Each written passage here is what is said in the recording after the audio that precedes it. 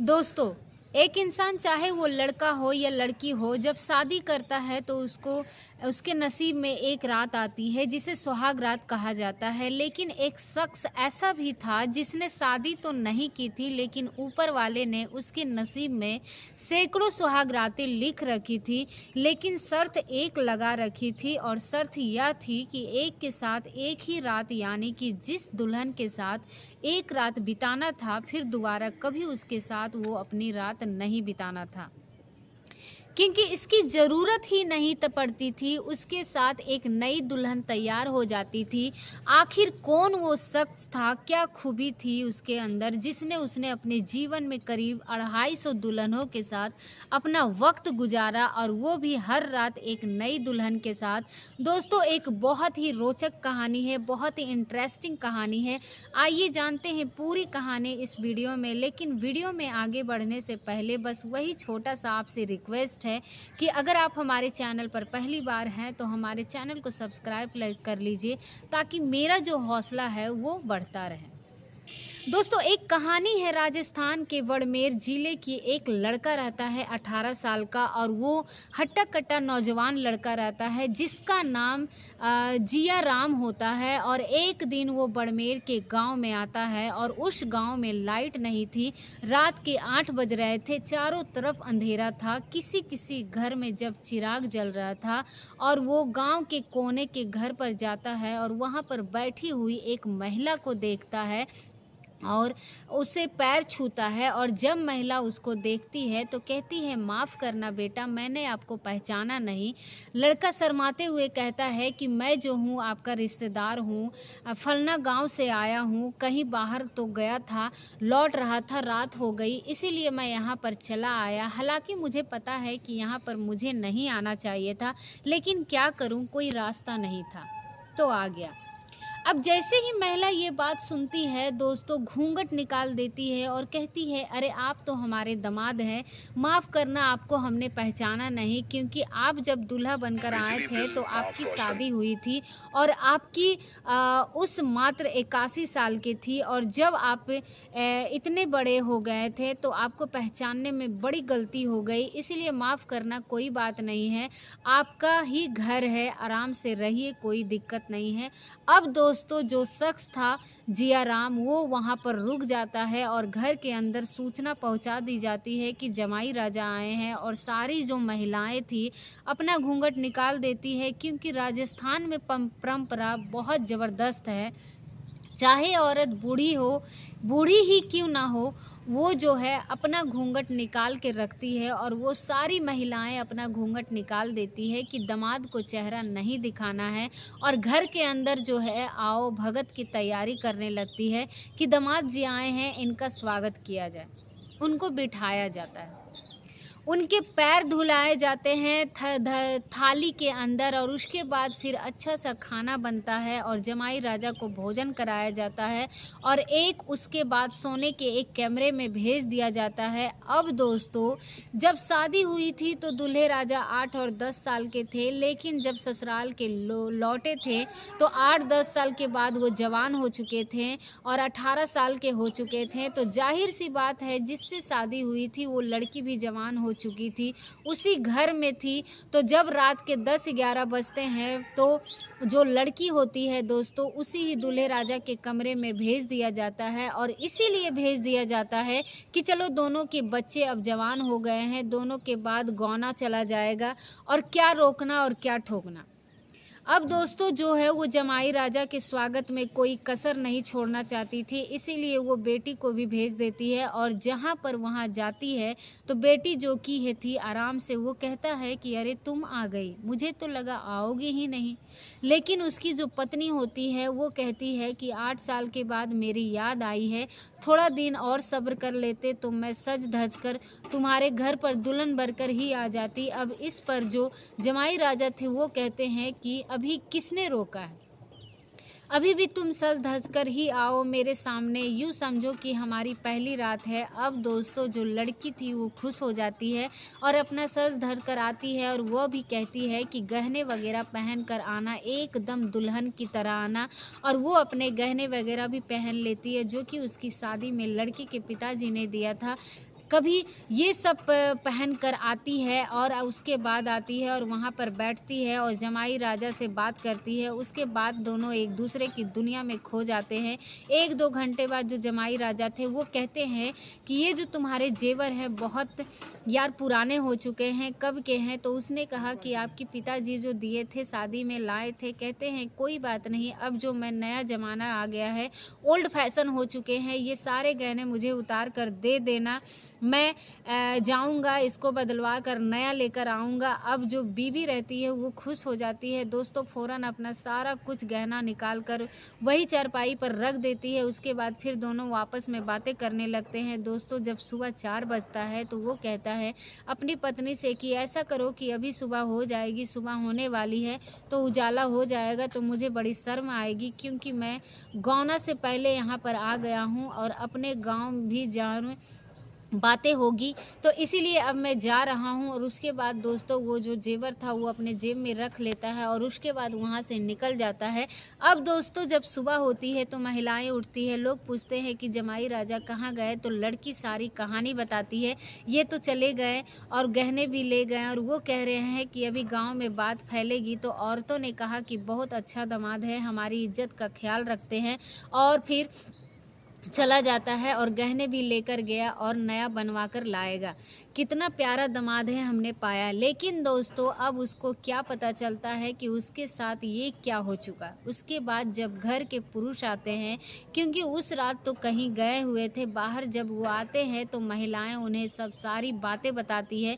तो दोस्तों उसका जो दिमाग है वो ख़राब हो जाता है। वो कहते हैं कि ऐसा कौन आया और इस तरीके से चला गया, तुम लोगों ने गहने भी दे दिया। महिलाएं कहती है कि कोई बात नहीं, अपना ही दामाद है, लेकर गया है तो आ जाएगा, लेकिन दोनों बच्चे बड़े हो चुके हैं, इनके गौने का इंतज़ाम करो। क्योंकि दोस्तों पहले के ज़माने में ज़्यादातर जो शादियां होती थी वो बच्चे के उम्र में ही हो जाती थी। अगर आपने 50-60 साल पहले की किसी बुजुर्ग से सुनेंगे तो यही कहते हैं कि 90 में लड़कियों की शादी जो थी वो 10 साल की उम्र में ही पहले हो जाती थी। उसके बाद उसका गौना किया जाता था और 5 साल के बाद, वो 9 साल के बाद या फिर 11 साल के बाद उसका जो दुल्हन का जो पति का घर था वो भेजा जाता था। आप भी जानते होंगे, अगर आपकी उम्र 40 से 50 साल की होगी या नहीं होगी, जानते होंगे कि आप अपने दादाजी से पूछ सकते हैं, मम्मी पापा से पूछ सकते हैं कि आप लोगों की शादी किस उम्र में हुई थी। वो आपको बेहतर बताएंगे और कहानियाँ भी बताएंगे कि वाकई किस तरीके से होती थी, कैसे बाल विवाह किया जाता था, उसके बाद फिर कैसे गौना होता था, बाल विवाह हो जाता था, उसके बाद गौना होता था। और गौने के टाइम पर भी ज़्यादातर जो दूल्हा दुल्हन होते हैं उनकी उम्र काफ़ी कम थी, वो नाबालिग भी होते हैं और 16-17 साल के होते हैं, तभी उनको एक कर दिया जाता था और गौना देकर उसके एक समय को, क्योंकि जो औरतें थी माँ बन जाती थी, बच्चा कुपोषित होता था, उसके जान को भी खतरा होता था, जो महिलाएं होती थी उन्हें भी जान का खतरा होता था। इसीलिए यहाँ पर बहुत एक समस्या थी और सरकार अब इस पर रोक लगा चुकी है कि अब जो है किसी की भी शादी बालिग होने से पहले नहीं हो सकती। लेकिन दोस्तों अभी भी कहीं कहीं बाल विवाह देखने को सुनने को मिल जाता है। राजस्थान में तो अक्सर देखने को सुनने को मिल जाता है। इसके अलावा जहाँ भी बिछड़े इलाके हैं हर स्टेट में वहाँ बाल विवाह होता है। लेकिन जो मान्यता है कि गौने वाली जो बात है आज भी कुछ लोग मानते हैं, लेकिन अब 5 साल 9 साल का इंतज़ार नहीं करते हैं। शादी 2025 साल में करते हैं तो वही 3 दिन के बाद या फिर 3 महीने के बाद कर देते हैं। और ज़्यादातर 99% जो शादियां होती है वो दुल्हन होती है, वो शादी के तुरंत बाद ही विदा हो जाती है। लेकिन दोस्तों अब उस ज़माने में ऐसा ही होता था। कुछ आशिक मिजाज के जो दूल्हे होते थे, बड़े होते थे, तो उन्हें जो है अपनी पत्नी की याद आती थी तो उन्हें ढूंढने के लिए वो ससुराल तक पहुंच जाते थे। और 100-200 में कोई एक ऐसा करता था जो जिया राम थे, वो इन्हीं 100-200 वालों में जो एक होते हैं उन्हीं में से था।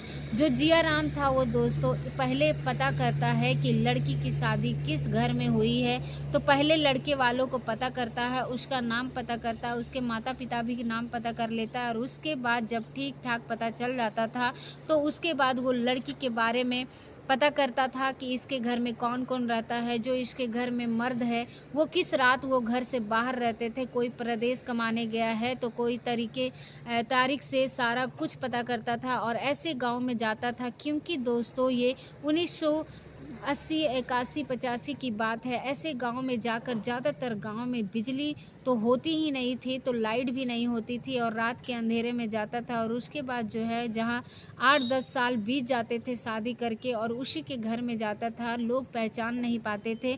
फिर जब ये बात पता चलता है, लोग उसका हाव-भाव करते हैं, इससे पूरा फ़ायदा उठाता था और फिर दोस्तों सब कुछ बर्बाद करके गहने लेकर वो फरार हो जाता था। अब पुरुष घर पर नहीं होते थे तो तभी वो आता है, इसीलिए आता था क्योंकि जो मर्द होते थे वो भले ही बेटी की शादी करके 8-10 साल बाद उसको विदा करते थे, लेकिन लड़के के घर वाले वो जाते रहते थे उनका हाल चाल लेने के बहाने। कोई और शादी फंक्शन पर हुआ या फिर किसी उसमें जाते जाते रहते थे, दामाद से कम बड़े होते थे, देखते थे कि उसे पहचान सकते हैं, तो इसीलिए जब मर्द नहीं होते थे तो घर में तभी जो है जिया राम उसके घर में पहुंचता है। अब दोस्तों जब घर के पुरुषों को असली कहानी पता चलती है तो अपना माथा पीट लेते हैं। अब वो थाने में रिपोर्ट लिखवाते हैं, तो क्या कहकर लिखवाए कि चोरी हो गई या फिर उसकी बेटी के साथ कोई ऐसी हरकत करके चला गया, या फिर इसीलिए ये रिपोर्ट भी लिखवाते हैं और 10-15 में कोई एक लिखता है तो सिर्फ चोरी का रिपोर्ट लिखवाता है। और जब पुलिस सुनती है तो हैरान हो जाती है, वो भी उन्हें डांटते हैं और कहते हैं कि ऐसा कोई आता है और वो कहता है तुम्हारा दामाद हूँ और उसके बाद तुम लोग खुद ही उसको गहने दे देते हो, उसके बाद चल जाता है। क्या है? कुछ भी नहीं है, दामाद बनकर फ़ायदा उठाता है। अब लोग जो है कहें कि नहीं जो है, इसीलिए वो चोरी का जो है रिपोर्ट दर्ज करा देते हैं। अब जो है इतना गंभीर नहीं थी कि पुलिस की इतना ध्यान नहीं देती है, तो इसीलिए जो भी है आराम से वो उसका काम आसान हो जाता है। इसीलिए वो गहने भी ले लेता है और गहने के साथ उसका मन था वो भी करता है और शर्मिंदगी की वजह से जो कोई रिपोर्ट की दर्ज नहीं कराता है। लेकिन दोस्तों एक दिन क्या होता है कि बहुत दिलचस्प घटना हो जाती है। घर से जिया राम को गए मात्र 15 ही दिन हुए थे, तभी जो है उस घर का असली दामाद आ जाता है। और जब तक असली दामाद आता है तो घर के पुरुष जो थे वो कहते हैं कि अरे भाई दामाद जी आए हैं, पता नहीं कैसे आज। जब महिलाएं देखती है तो कहती है ये तो दामाद जी हैं, नहीं है, ये कोई और है, ये तो लड़की के पिता होते हैं। उन्हें बोला अरे तुम कैसे पता ये कोई और हो, तुम कैसे कह सकती हो। तब वो उसकी जो पत्नी है वो सारी कहानी बताई कि 15 दिन पहले जो है जमाई राजा आए थे और वो थे गहने भी लेकर गए।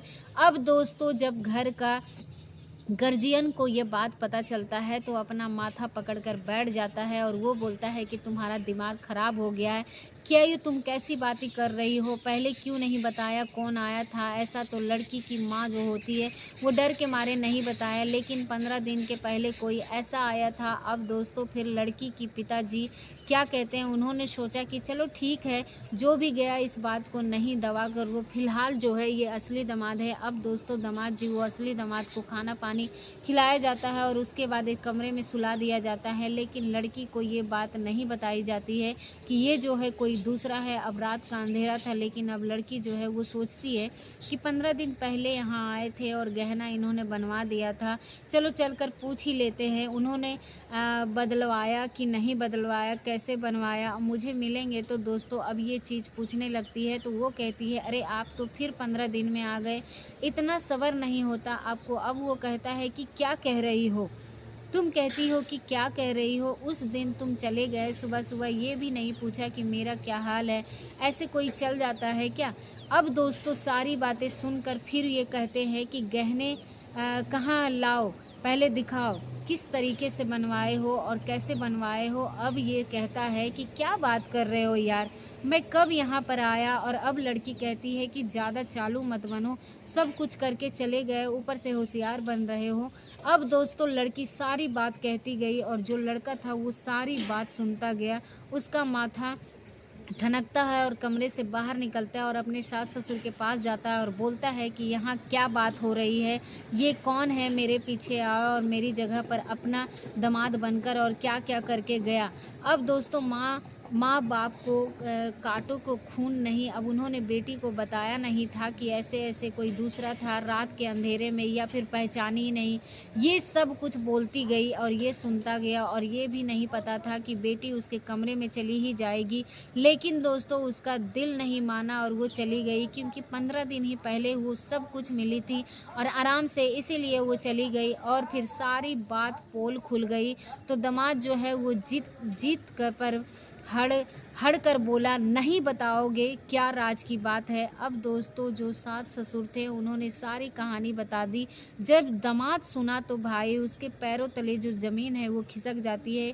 लेकिन उन्होंने कहा कि आप लोगों ने रिपोर्ट दर्ज नहीं कराई थाने में। फिर तो इन लोगों ने कहा कि रिपोर्ट दर्ज कराने में हमें शर्म आ रहा था और इज्जत जाने की डर से हमने नहीं कराया। उन्होंने कहा कि पति जो था दामाद था, उन्होंने कहा कि भाई आप लोगों ने नहीं कराया, लेकिन मेरी पत्नी के साथ ऐसा हुआ है, मैं चुप नहीं बैठूंगा, मैं जो हूँ जाकर रिपोर्ट दर्ज कराऊंगी। अब दोस्तों उसके बाद पहली बार जिया राम के खिलाफ चोरी के साथ साथ रेप का भी रिपोर्ट दर्ज होता है। उसके बाद पुलिस जो है सीरियस हो जाती है और अब जो है जिया राम को ढूंढने की कोशिश करती है और थानों में पता लगाती है। तो बरमेड़ जोधपुर के 2-4 जिलों में सेम टू सेम कहानी थी। थाने में रिपोर्ट दर्ज होती है, बहुत कम थे और रिपोर्ट बस यही दर्ज की जाती है कि कोई आता है और जमाई राजा बनकर और गहने चुरा कर लेकर भाग जाता है। किसी ने इसका जिक्र नहीं किया कि वो जो है और कोई कुछ करता है। लेकिन जब पुलिस सीरियस हो गई उसके बाद दोस्तों उसने जो है दबिश शुरू कर दिया, जिया राम को ढूंढ कर शुरू कर दिया और एक घर की तलाश कर रहा था, क्योंकि 1 महीने 2 महीने में एक कांड कर ही देता था और एक घर की तलाश कर रहा था। और एक दिन गांव में ऐसे ही घूमता हुआ मिला, पुलिस उसे पकड़ती है। उसके बाद उसकी शिनाख्त होती है, जो लोग कहते हैं कि हाँ वो वही आदमी है।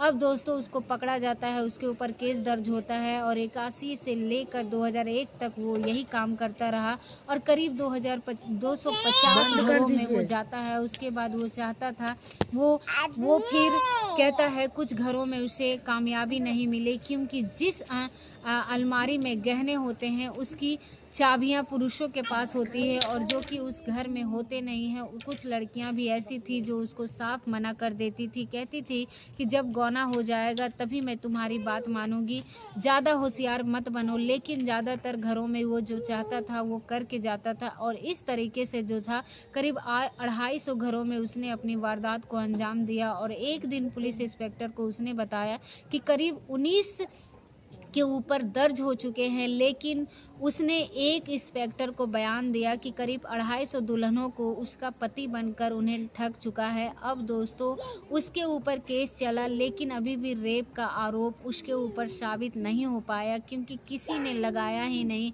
कुछ महिलाएं थी जो कि अपना घर बसा चुकी थी और बड़े बड़े बच्चे हो चुके थे, इसीलिए जो वो सामने नहीं आया। लेकिन जो अब उसके ऊपर चोरी का केस था वो दर्ज हुए, लेकिन अब चोरी के केस में कितना दिन अंदर रहता है, कुछ दिन अंदर था, उसके बाद बाहर आ जाता है और उसके बाद ज़्यादातर समय वो जेल के अंदर ही रहा। लेकिन दोस्तों आज अगर उस ज़माने में मोबाइल होता तो आराम से जैसे काम कोई नहीं कर पाता था, उस ज़माने में अगर बिजली होती, प्रॉपर घरों में लाइट होती तो कोई भी नहीं कर पाता। लेकिन दोस्तों जो उसने किया शायद ही पुलिस दुनिया में किसी ने किया होगा। और एक तरह से एक समय में दोस्तों इतना उसका आतंक फैल दिया कि बड़मेर और उसके आसपास के जिलों में कि कहीं असली दामाद भी आ जाता था तो उसकी तस्दीक की जाती थी, जांच की जाती थी कि ये वही है, असली है या फिर आराम जैसा कोई है। उसके बाद जब ये कंफर्म हो जाते थे तभी उसको घर में एंट्री मिलती थी। दोस्तों इस तरीके से उसका आतंक था। फिलहाल 2016 में उसकी मौत हो जाती है। दोस्तों इस कहानी को सुनाने का मतलब मेरा किसी का दिल दुखाना नहीं, किसी की भावनाओं को ठेस पहुंचाना नहीं, बल्कि आपको ये कहानी रोचक लगी इसीलिए मुझे लगा कि आप लोगों को सुनाना चाहिए। दोस्तों ये कहानी आपको कैसी लगी कमेंट करके हमें ज़रूर बताइएगा और अच्छी लगी तो वीडियो को लाइक ज़रूर कीजिएगा और चैनल को सब्सक्राइब कीजिएगा। इसी प्रकार की कहानियों के लिए फिर मिलेंगे अगले वीडियो में। तब तक के लिए आप सभी लोगों का बहुत बहुत धन्यवाद।